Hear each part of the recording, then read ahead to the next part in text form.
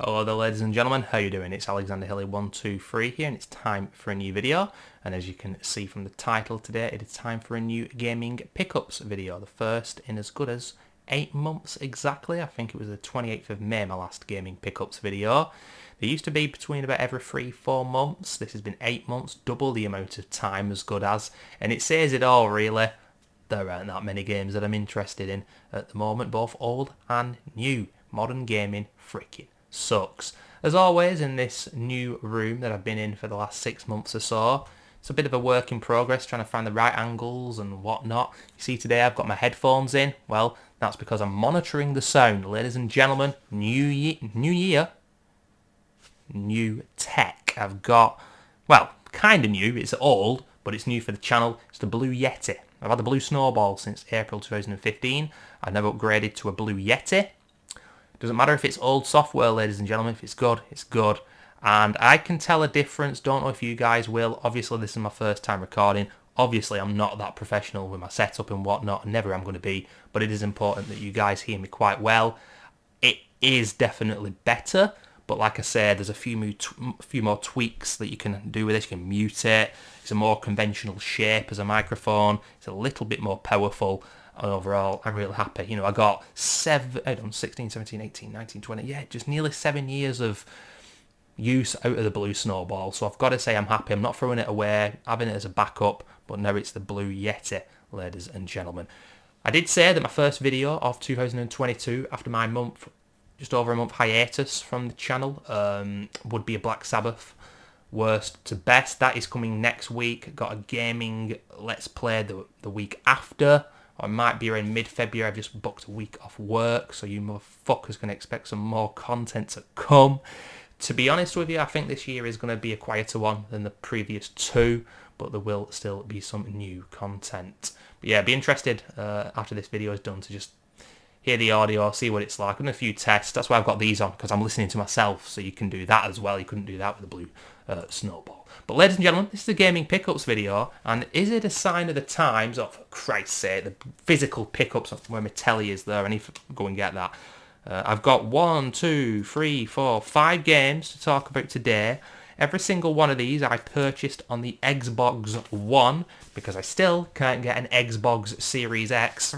These consoles are selling like hotcakes, but no one can get their hands on one. What is that about? I don't know. BRB. Oh, I've got to get the physical game. I won't be a second. I don't. So weird to hear the atmosphere whilst I'm recording, you know. It's not something that I usually have the ability to do with my unconventional setup. Now, this game I'm going to be showing last. So, and it's the physical one, of course. So let's talk about the digital first, ladies and gentlemen. First pickup, and Christ almighty, this was last summer. You know, said the last pickups video was in late May. Well, this was purchased in June.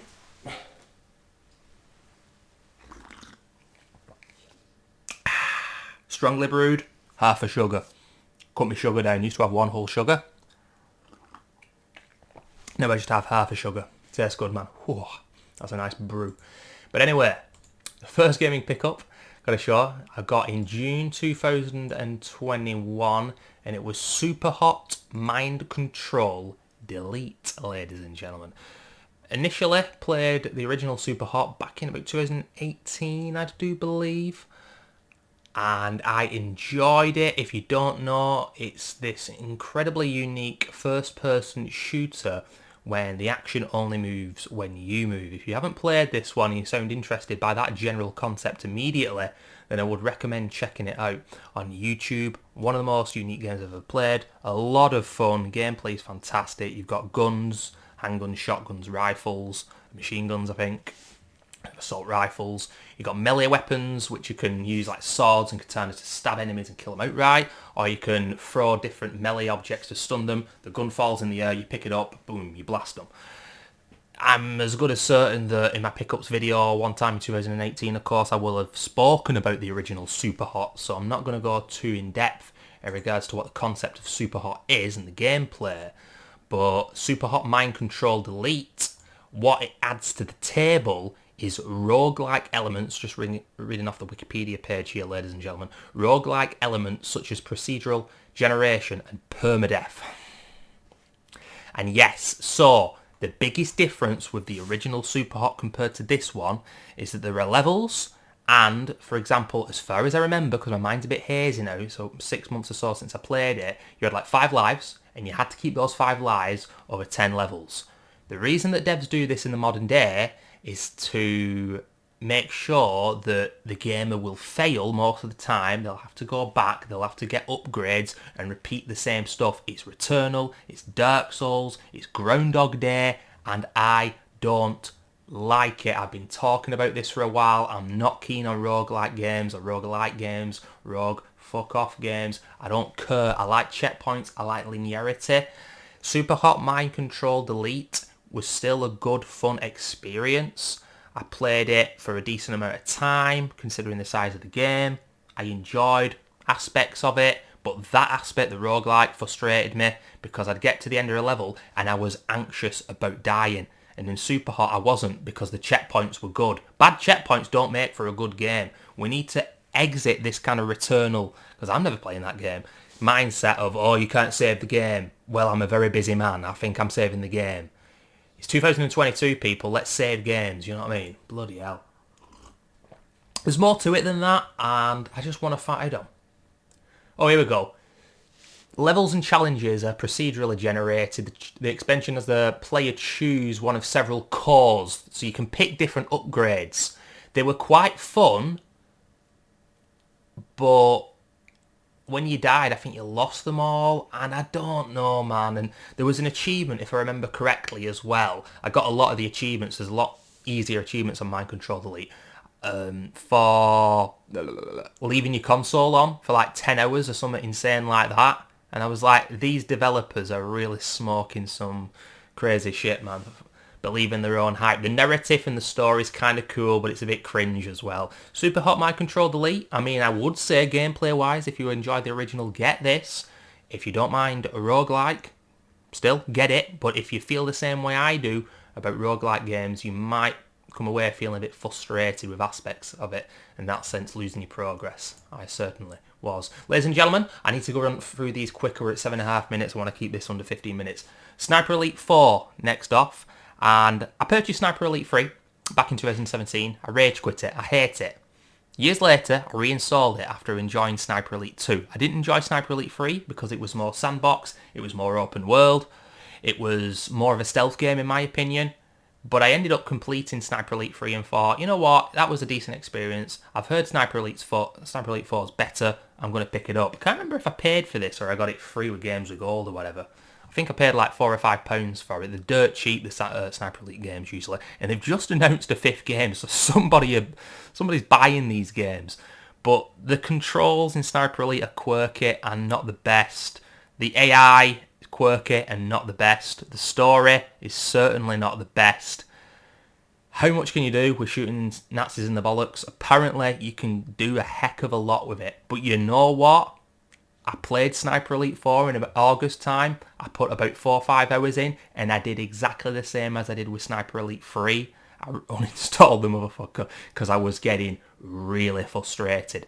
And then years later, I reinstalled Sniper Elite 3 and enjoyed it. Now, whether that's going to happen again with Sniper Elite 4, I don't know. But I can't speak much of the game. Sorry if you just heard my guts grumbling, ladies and gentlemen. I've just had a cheeky kebab tonight. It's Friday night. Come on, you've got to forgive me. But yeah, Sniper Elite 4 is just Sniper Elite 3 on a grander scale. There's some fun gameplay elements, but what really peeves me about Sniper Elite 3 and 4 compared to 2 is 2 was sorry to say it was a linear game.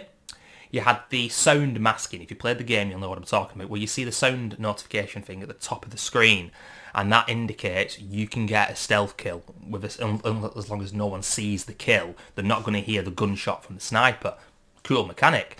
But in Sniper Elite 3 and 4, you get a well rod, which is a silenced pistol, and you just go around playing like it's bloody Splinter Cell, and it's not what the game should feel like, in my opinion, and it's due to its sandbox nature. Now, I don't doubt that there are people that love these games. I think they're quite naturally challenging and tough games, but a lot of the time as well, it's trial and error. People say that The Evil Within, my favourite game of the last generation, is trial and error, but it's not. It's risk and reward. But Sniper Elite is trial and error, and you've got to save scum the game all the time. I might return to it like I did Sniper Elite 3. I might not. They were dirt cheap. I picked it up. Let's see what happens in the future. Maybe a pickups video in 2025. I'm telling you that I eventually completed it and ended up buying Sniper Elite 5 as well. You'll see. But ladies and gentlemen, time for another sequel now, and one that overall, elements of it I preferred to the original, and elements I didn't prefer. It is Little Nightmares 2, which was released about this time last year, in very early 2021, from Tarsier Studios. It is the kind of horror aesthetic platformer, published by Bandai and Namco. This is like a Swedish studio, I do believe. These names do look Swedish. Then again, I'm seeing a few Finnish names in there. I don't know. But yeah, it says here, the story, which precedes the events of the first game, follows Mono, who must work together with Six. So Six is the protagonist from the previous game, the first game, and you are now Mono. And don't worry, ladies and gentlemen, because the AI partner is absolutely fantastic in this game. If you do a puzzle where she needs to interact with, she will do the required role. No glitches, no bugs that I encountered in that sense, in that aspect. It didn't get in the way of the gameplay. It actually varied it up. Nice puzzles, I thought, in this game. They're not absolutely mind-boggling, but some of the later ones are a bit confusing initially. Some new mechanics that I enjoyed. A little bit more emphasis in regards to action and combat, which was beyond clunky with the controls. But being a survival horror guy, I could get with that and enjoy it. The last 25% of the game kind of fell over itself. The story was just bonkers. I like abstract and weird out there stories which people will struggle to piece together. You know, I love the old Silent Hill stories, and people just go, what is going on? This game has that as well. The ending, possibly summing up or shaping up for a third game. I'm not going to give the spoilers away, but it was pretty interesting and a few goosebumps as well. Any of you motherfuckers have played Inside with that ending where you're just like, what have I just seen? This game is very much like that, and I just love games that have you asking questions. I don't want all the answers necessarily. This is gaming, it's not movie, you know what I mean? These are video games at the end of the day. But yes, I mean, the reviews for this game, mainly positive, like a lot of 7 out of 10s, 8 out of 10s. I don't think these games are amazing. I do prefer Limbo and Inside to Little Nightmares 1 and 2. I'm very excited about Somerville, which is by one of the ex-devs of Limbo and Inside. We just have to see what happens. Little Nightmares 2, though, the achievements list, very, very easy. I platinumed it. Whereas with the first game, there's an achievement for completing the game without dying. Where's the camera? There it is. It's on an angle today, ladies and gentlemen. I can't get my head around it. Bloody hell, my teeth look really clean today as well. I can't help but notice that. I don't know why. I've got new toothpaste. Absolutely crazy. But anyway, ladies and gentlemen, Little Nightmares 2, I enjoyed it overall. But next up, ladies and gentlemen, we've got a platformer, but a platformer of different kind. We are going very much old school. We are going very much archaic with a game that I played. There's 4 difficulties in this game. The hardest is the hardest thing you will ever do as a gamer. I'm telling you now. The easiest, you get infinite lives. It's a joke. And the middle 2 difficulties, like there's little difference between them.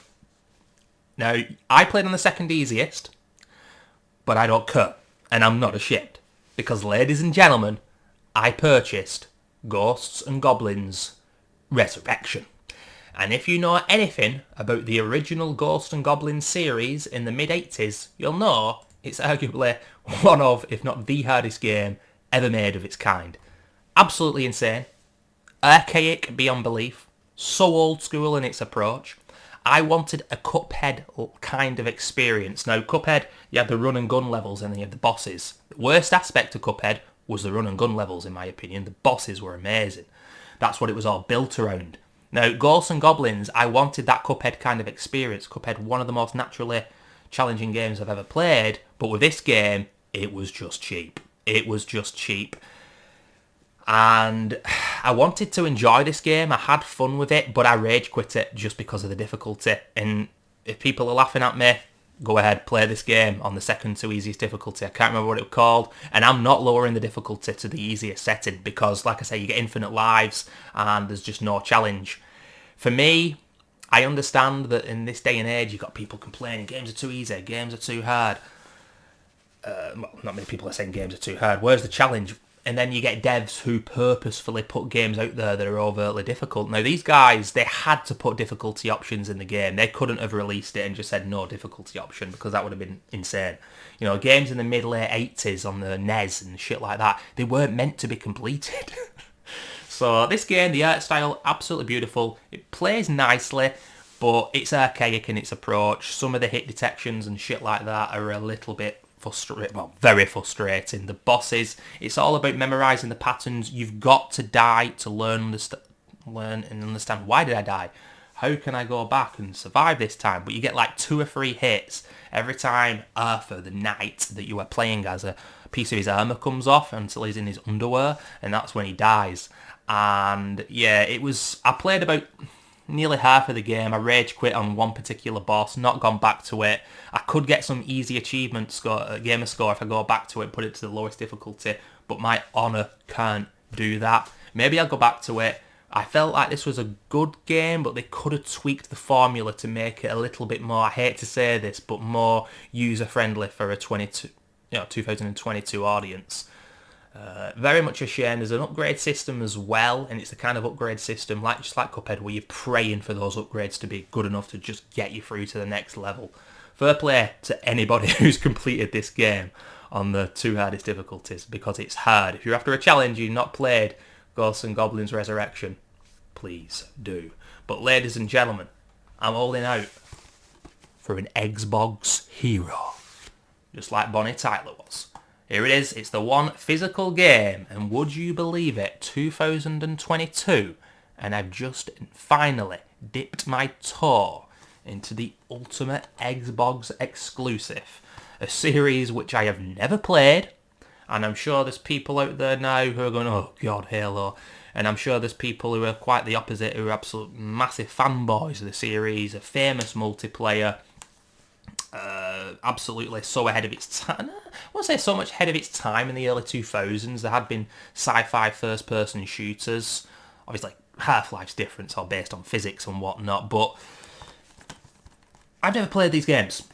I got it for 13 quid, second hand. I'm just waiting for the Series X. I looked on YouTube, what's the difference? I don't actually have a 4K TV, so I'm not going to get the full, I'm not that stupid, I'm not going to get the full functionality of a Series X. So I had a look at the resolution. You know, you play it on a non-4K telly on an Xbox One, you're going to get 1080p, 60 FPS, but the frame drops were more significant from what I saw in the videos that I looked on YouTube.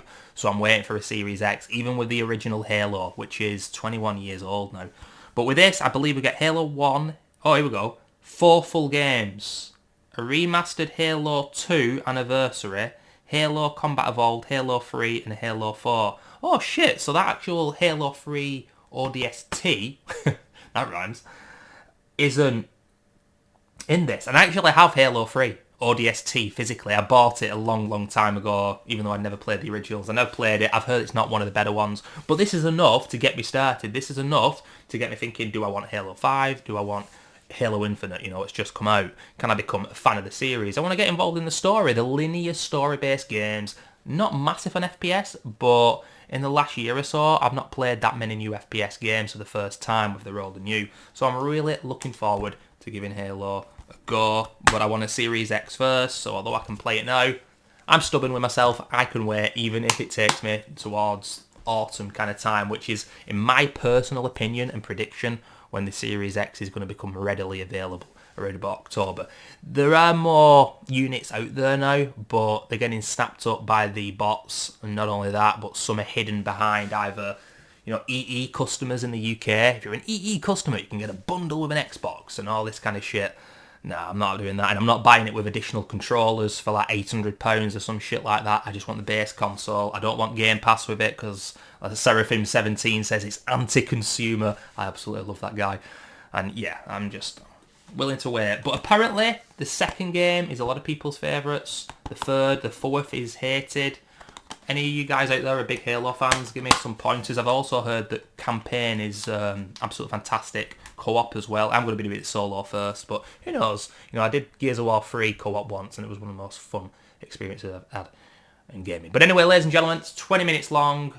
I'm out of the hiatus. Next week, Black Sabbath, Ozzy Osbourne. We're biting some bats' heads off. Worst to best. One of the best bands in the world. And that series will continue throughout this year with quite a few more bands, both, you know, big bands and smaller artists as well. And then I have a few gaming projects to come. It's going to be quite a year this year, but you will still see me and hear me with a new microphone. Thanks for watching, guys, and I'll see you soon.